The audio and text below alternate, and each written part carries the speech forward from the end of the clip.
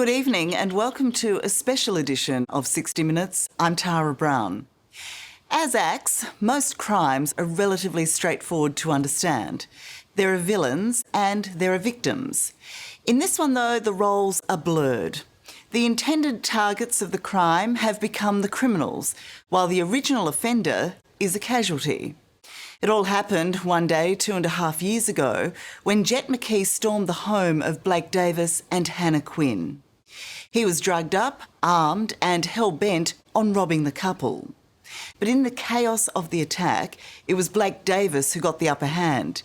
He killed Jet McKee with a samurai sword. Blake says he did it to save his girlfriend's life, but it's what this couple did next that makes this story truly confounding. On Friday, a court made its final judgment on this extraordinary case.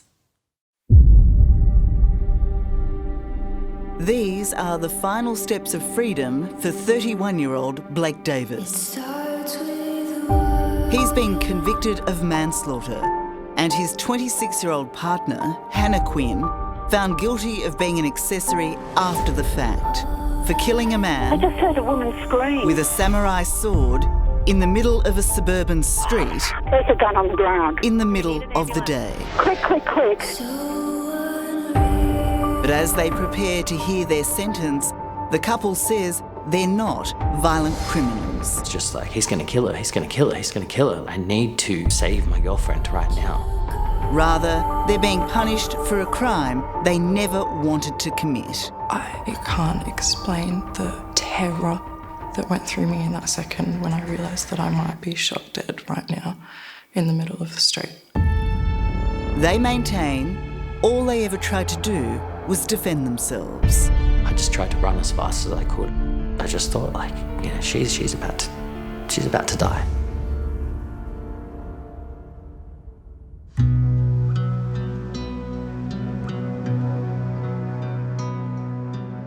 Forest Lodge is a quaint and quiet inner suburb of Sydney, but 2.5 years ago, it became the scene of one of Australia's most bizarre crimes.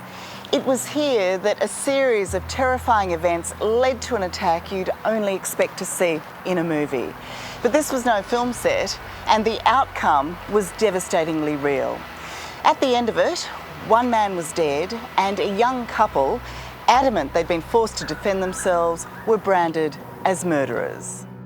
Never at any point did I think that I was going to be labelled as a murderer for, you know, saving my girlfriend from a threat that I thought was about to kill her.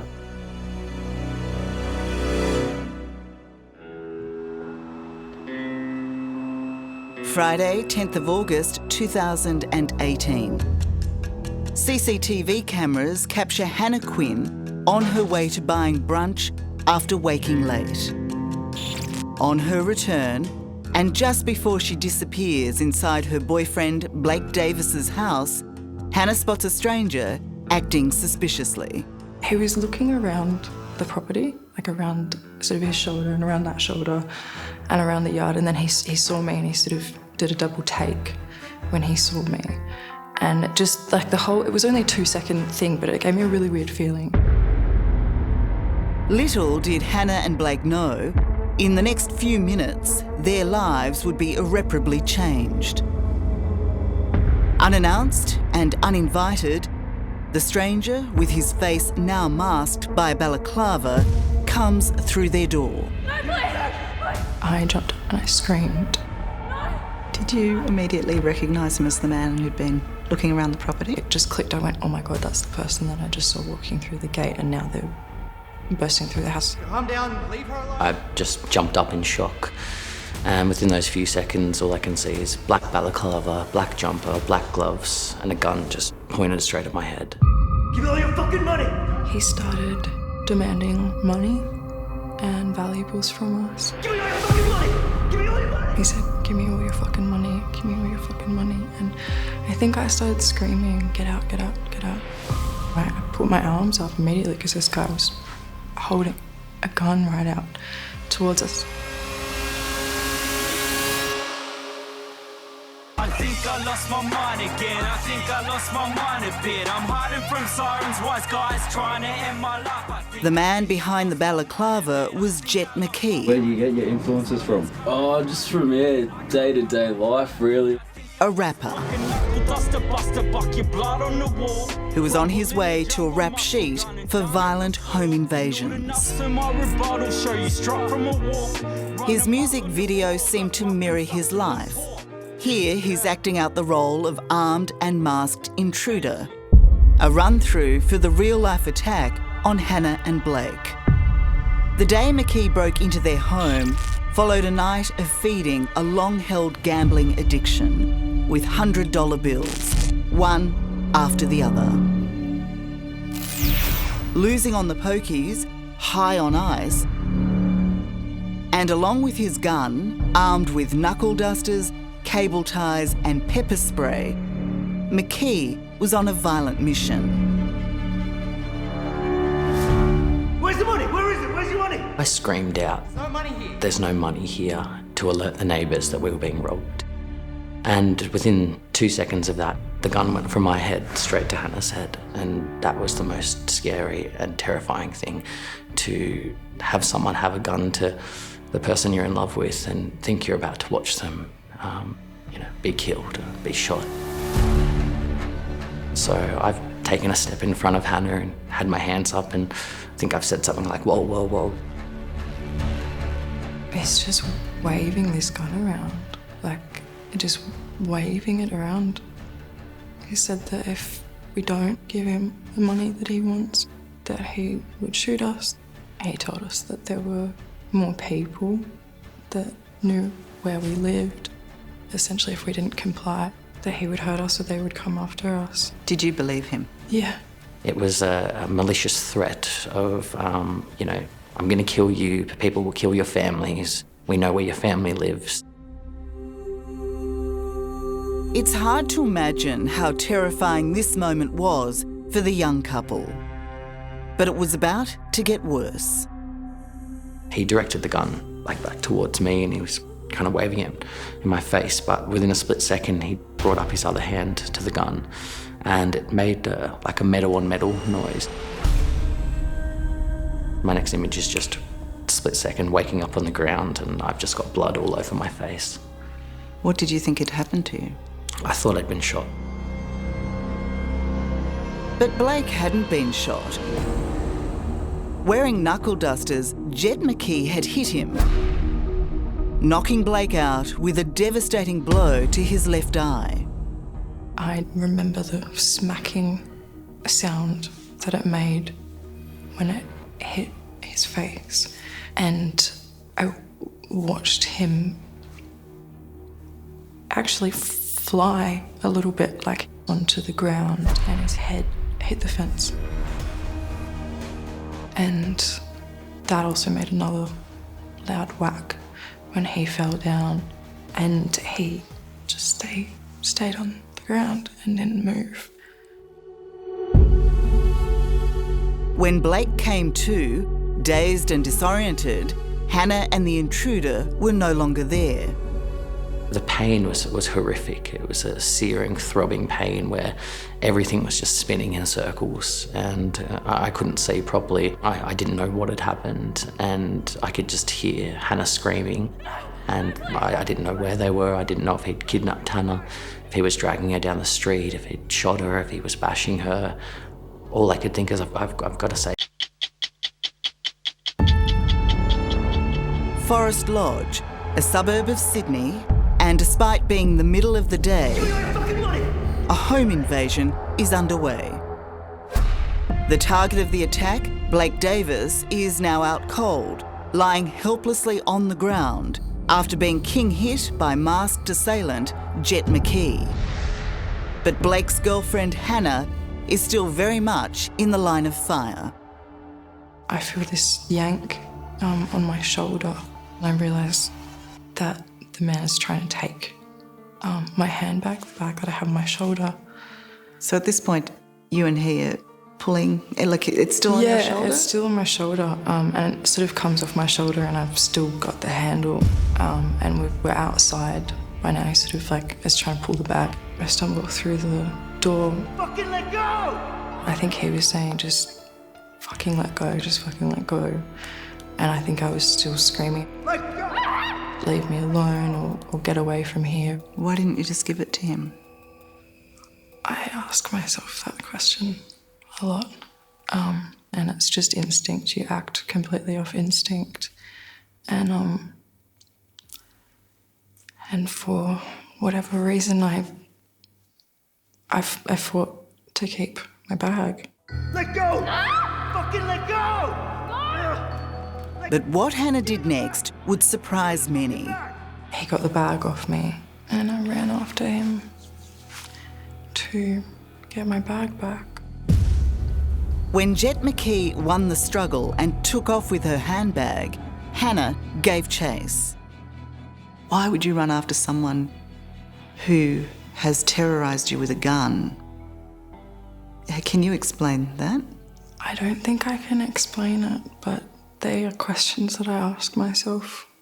I have asked myself over and over again. And I will carry with me for my entire life. It was like my mind wasn't thinking at the time, my body just moved. At this point in time, Blake was just regaining consciousness. I wake up to hearing Hannah screaming, and I tried to get myself up because my head was just in the most horrific pain, and everything was spinning. I couldn't see anything but red from my left eye, and blood had covered my face so much I could barely see out of my right eye as well. By now, Hannah had caught up with the fleeing McKee, who was fueled by toxic, near-lethal levels of ice. We were both running down the middle of the street, and I remember just catching up to him and reaching out to grab my bag back. And I sort of yanked it back, and he stopped and turned around, and as he's taking a step forward towards me, his hand comes up to punch me, and I somehow reacted so quickly and took a step backwards and off to the side and watched him fall right onto the ground in front of me. And that's when I looked down at him. He had the gun pointed up at me. And yeah, the fear, the terror that I felt is inexplicable. Out of his sight, but hearing her screams, Blake is convinced Hannah is about to be shot, as he believed he had been. It was just like, he's gonna kill her, he's gonna kill her, he's gonna kill her. Like, I need to save my girlfriend right now. In that moment, Blake made a choice that will haunt him for life. To protect Hannah, he grabbed one of his prized samurai swords, which was on display in his lounge room. To him, it was the closest and only option to save Hannah. But the consequences for them all would be dire.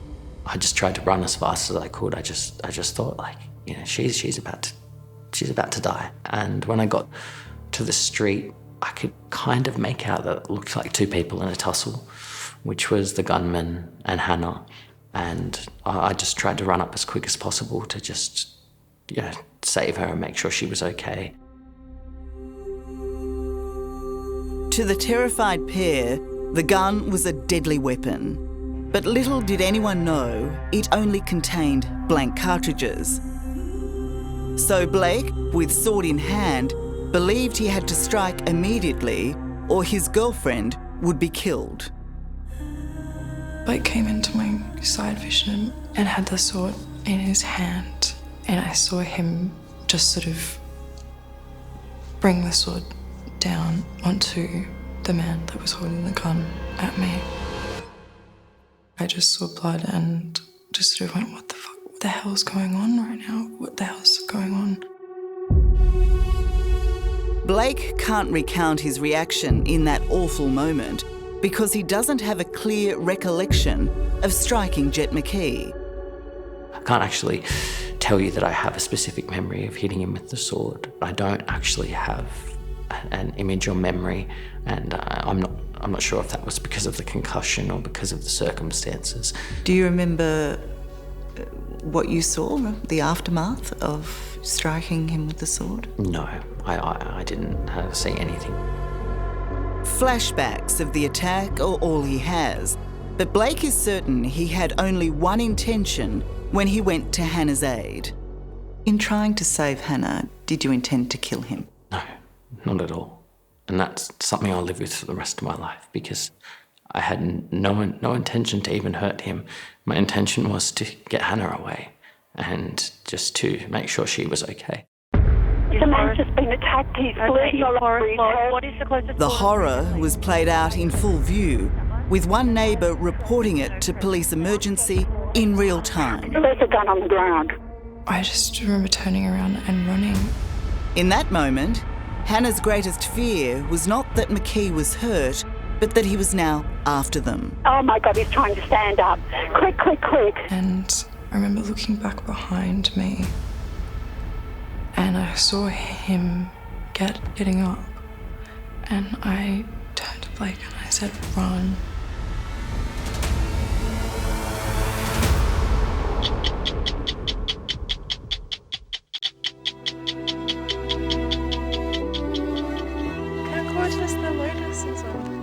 Blake Davis and Hannah Quinn are a young couple who have been in love for the past 4 years, excited about spending their lives together.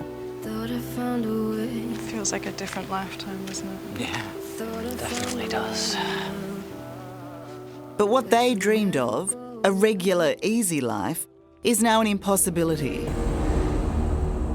After Jet McKee broke into their home, Where's the money? Where is it? Where's the money? viciously attacked Blake, and threatened both their lives while trying to rob them. The consequences of that attack A scene greeted with shock and horror. will be with them forever. It's like living in a nightmare every day. You wake up thinking, this can't be true, this hasn't happened, this hasn't turned everything upside down, and, you know. And now our lives are just full of angst and heartbreak and sadness and trauma, you know. It's just every day is reliving the trauma that we've been through. Insisting he had to defend Hannah, Blake hit Jet McKee with his samurai sword, knocking him to the ground. But to their minds, that did not end the threat. I remember Hannah saying run, because it seemed like he was coming after us. At that point, it was panic. It was let's get as far away from this person as possible. Witnesses have told police that they saw the man stagger down the street, bleeding badly from the head. While Jet McKee did manage to get up, the blow from the samurai sword would prove to be fatal. And within the hour, Blake and Hannah were police targets, wanted for murder. With Paul Ayer on the hunt for a killer or killers. In that moment, when you have decided you have to run, did you think you'd done something wrong? At this point, I don't think it even crossed my mind. At this point, I think it was just get out of here before this person shoots us. Did you think at any point that you need to call an ambulance? Did you think he does need help? I've got to do something here?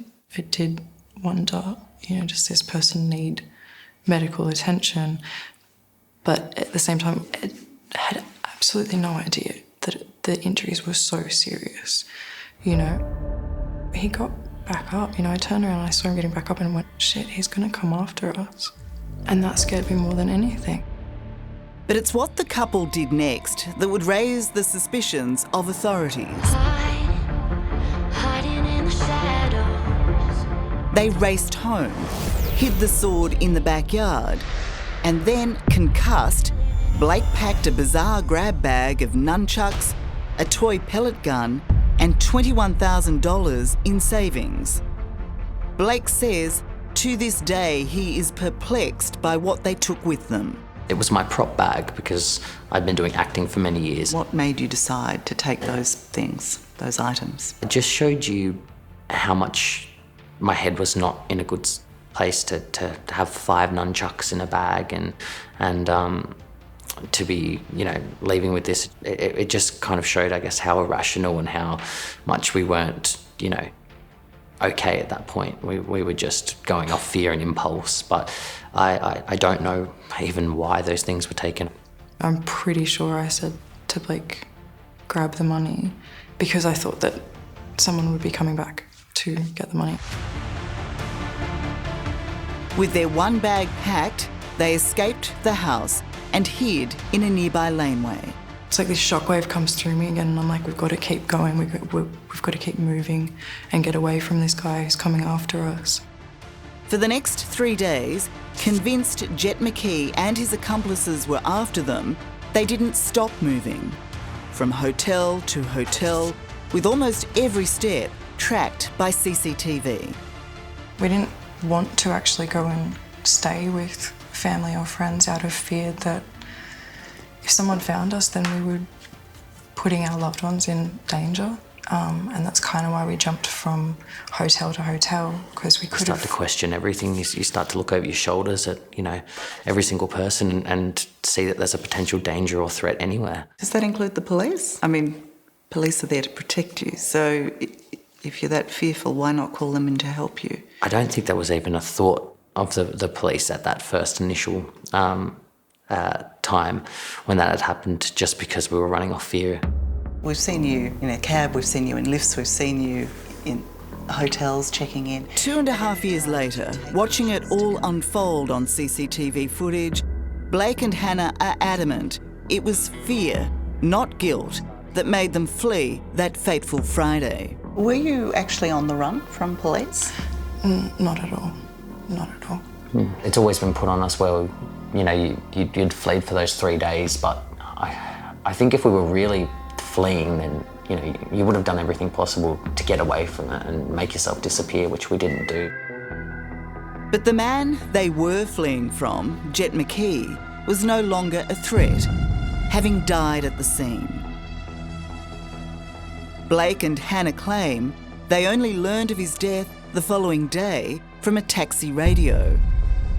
The news report said that someone had died, and that's when we both just looked at each other and started crying, and I think realised the gravity of the situation that we'd found ourselves in, but we didn't realise how serious it was until the Saturday, and we realised that, of course, like we definitely are going to need to talk to the police about what had happened and what had occurred. So why didn't you? Still just not thinking straight at all, and completely, I think, bewildered and a bit dumbfounded by the whole situation. But on Sunday morning, the first thing that we did was make contact with the police. They finally met with police on Monday evening, 3 days after the attack, giving themselves the chance first to see a lawyer. But coming to terms with having killed another was still beyond Blake. Did any part of you ever imagine you could be capable of such a thing? No, I never wanted to hurt anyone, let alone take a life away. It's just, it doesn't feel real. I have not known how to come to terms with something like that. And you understand that the reason that you're under arrest is in relation to a murder investigation? On meeting with police, the action was instant. Instead of accepting they'd been acting in self-defence, police arrested and then immediately charged both Blake and Hannah with murder. How did you expect the authorities to respond? I don't think it was something I comprehended at that point in time. We were never told, even by the lawyers, that we were going, to be charged with something as serious as murder. Did you at any time make a plan or have any premeditations with yourself and Blake in regards to murdering Jet McKee? No? And for you, Hannah? I could not comprehend or understand why that had happened. But after a police search of their home, not all was as it seemed. Numerous small containers containing cannabis. And this was not a random attack. I did meet this person at my property once. I believe that's when he would have seen there was a drawer full of money.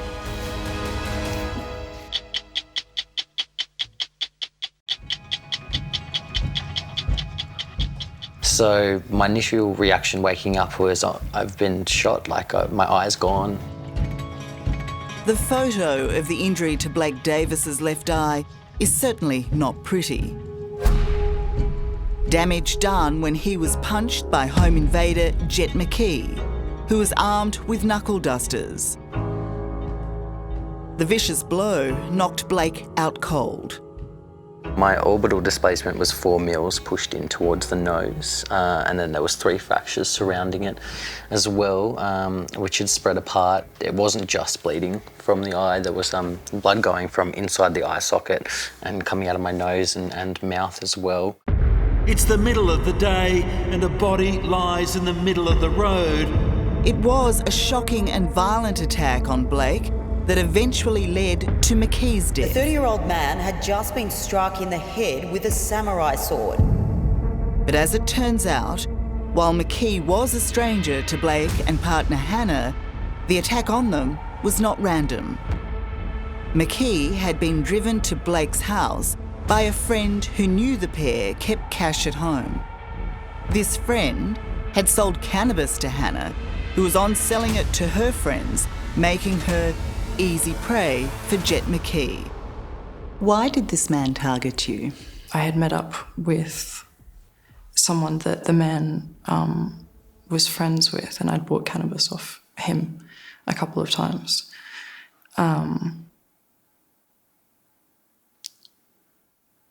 I never would have considered myself a drug dealer or someone, who dealt cannabis. At that point in time, I'd been a heavy cannabis user and smoker for a number of years. And I sort of started buying larger quantities of cannabis and sort of splitting it up with friends and things like that.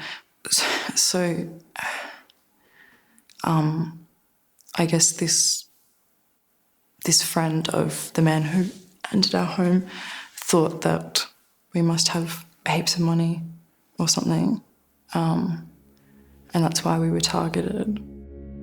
That friend, who is now serving time in an overseas jail and can't be identified for legal reasons, was meant to be Jet McKee's getaway driver.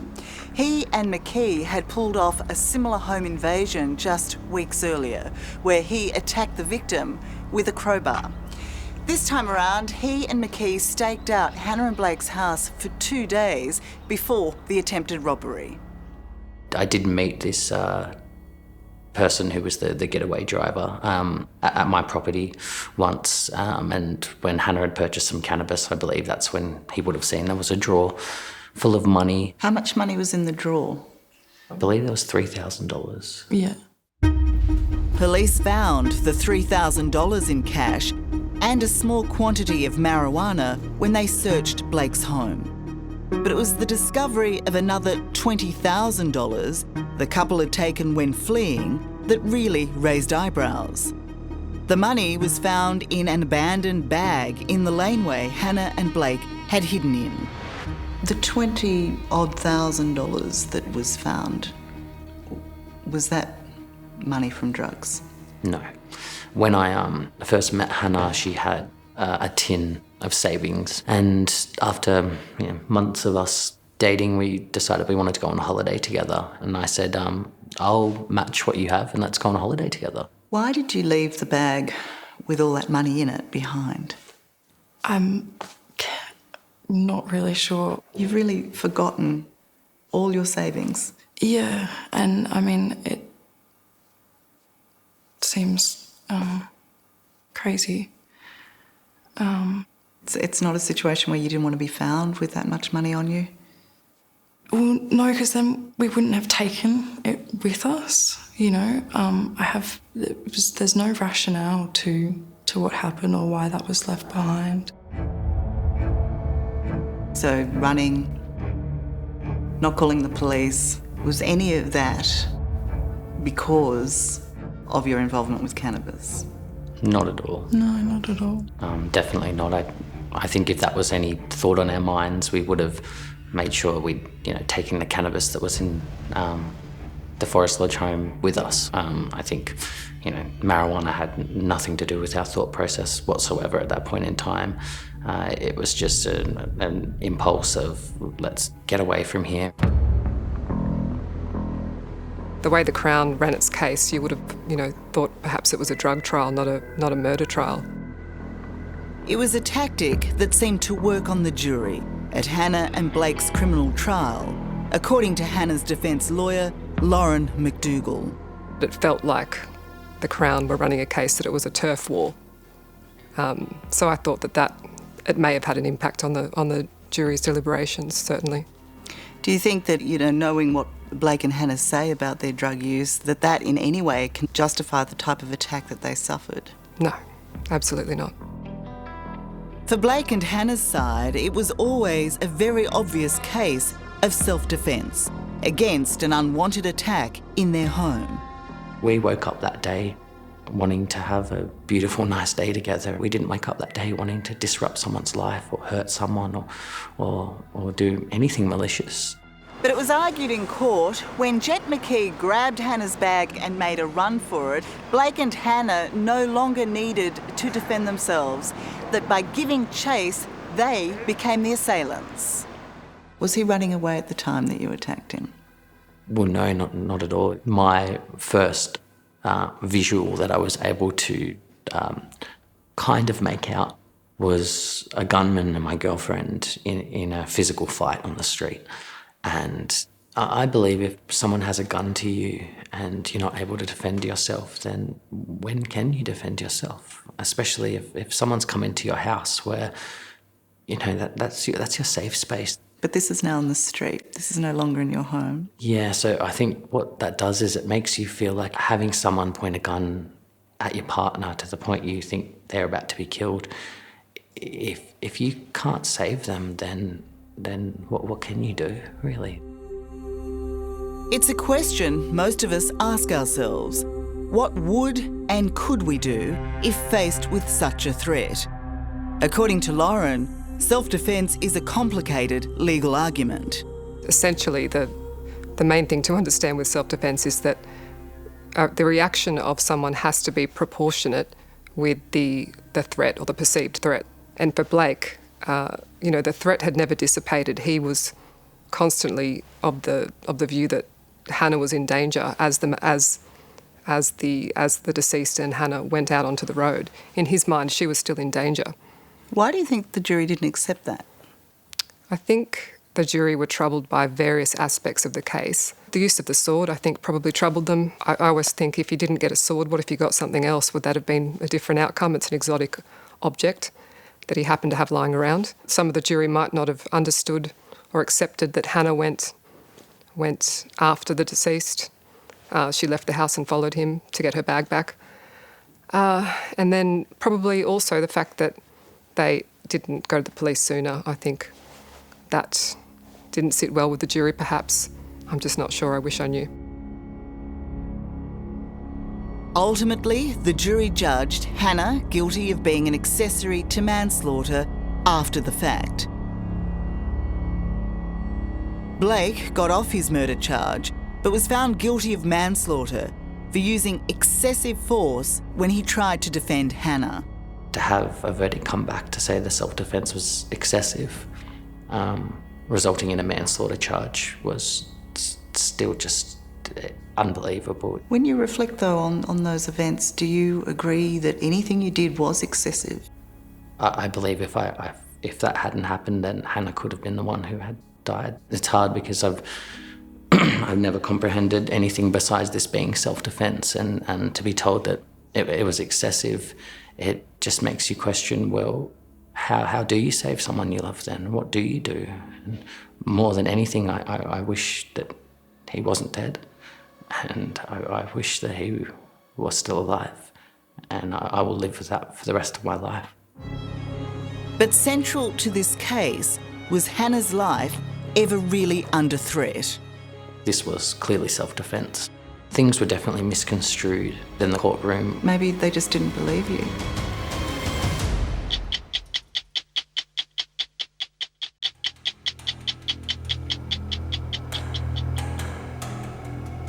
The jury in the trial of Blake Davis and Hannah Quinn has made its judgment. It's found the force Blake used to defend his girlfriend Hannah against home invader Jet McKee was excessive. With McKee's death, Blake was found guilty of manslaughter, and Hannah guilty of being an accessory to manslaughter after the fact.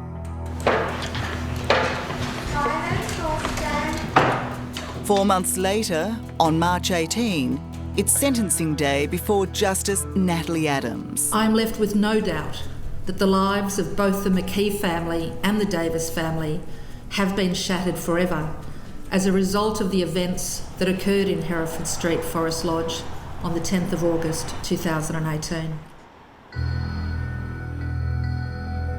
No, please! Justice Adams conceded McKee's attempted armed robbery in Blake's Forest Lodge home would have been terrifying to anyone. In assessing the objective seriousness of this offence of manslaughter, it is pertinent to have regard to the fact that Mr Davis killed Mr McKee in response to a horrific home invasion. For Blake Davis, who already suffered from anxiety and post-traumatic stress disorder, the attack sparked an even more acute response. He was concussed.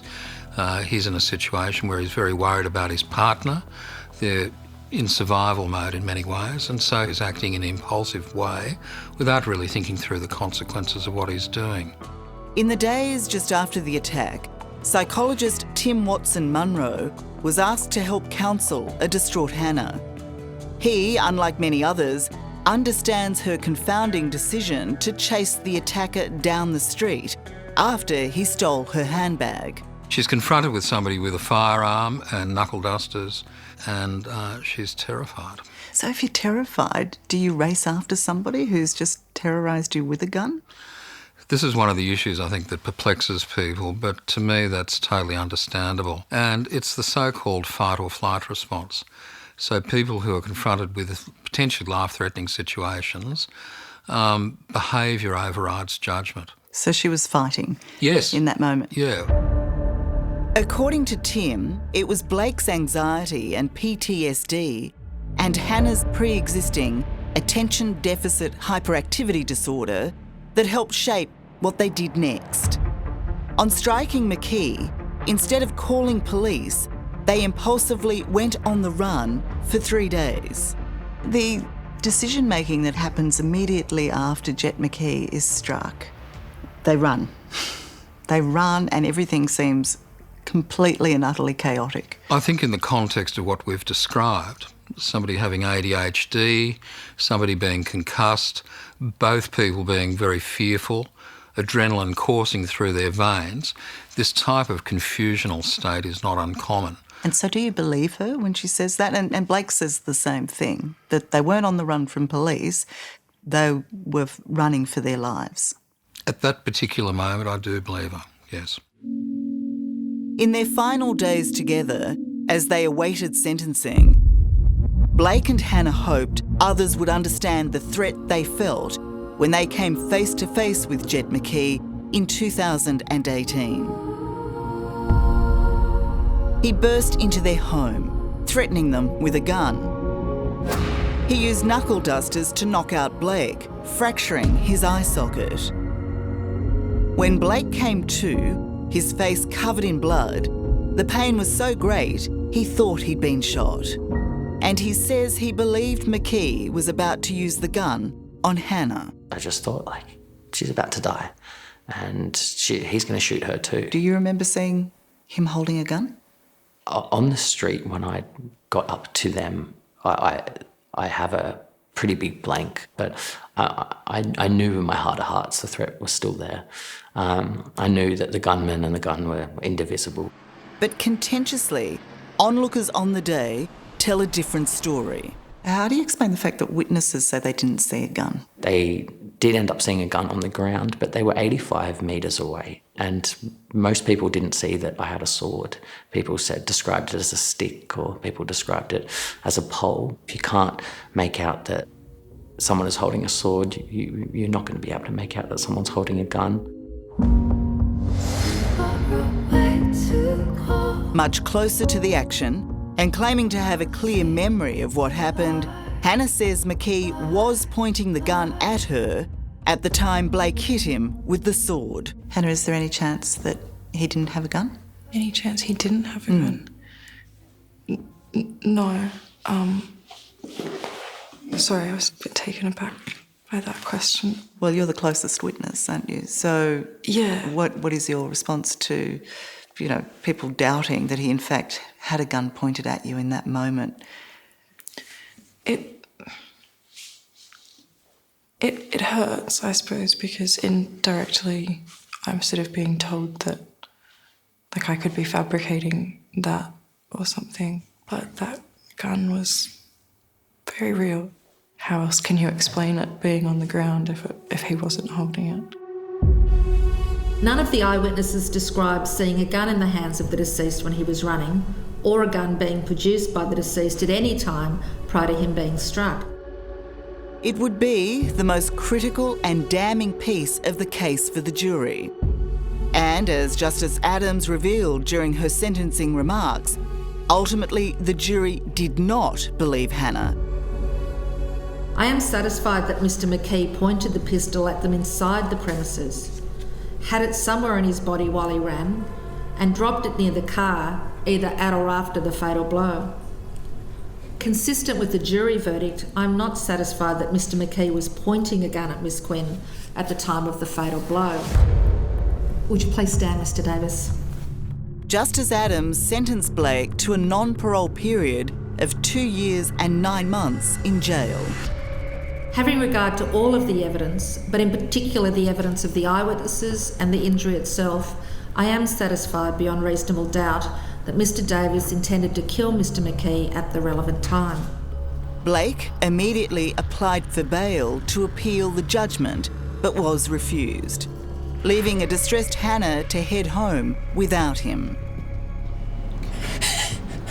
It's too hard to hold together, huh, Hannah? Take a moment. While a jail term for Blake was always expected, the reality of it is too much for an overwrought Hannah. What did you think was going to happen? It's naively, I thought he'd be sitting there next to me right now. You thought Blake would be there next to you? Perhaps even harder still was to hear that the court did not accept that Jet McKee posed a risk to Hannah at the time he was killed by Blake. I know it's incredibly difficult, but one of the things that was raised by the judge was that she didn't believe that a gun was pointed at you when she was making her sentencing remarks. She didn't believe that. What was your reaction to that? It felt like a dagger in my heart. There was nothing like being told that you're not believed about the single most traumatic event of your life. And to share that and to say that you're not believed. Last Friday, it was Hannah's turn to be sentenced. She avoided jail but was given a 2-year community corrections order, without Blake until his release in 2023. While the legal judgment is that Blake's response to the attack by Jet McKee was unreasonable, Hannah remains convinced Blake never had a choice. Hannah, are you happy with that decision? No comments. How do you view what he did that day? I will forever be grateful to him for saving my life. I will forever be heartbroken and tortured that somebody lost their life that day. But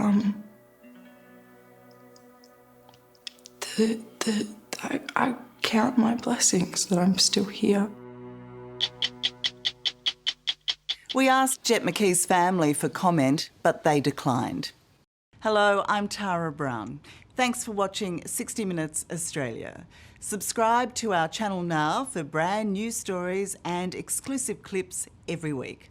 And don't miss out on our extra minutes, segments and full episodes of 60 Minutes on 9now.com.au and the 9Now app.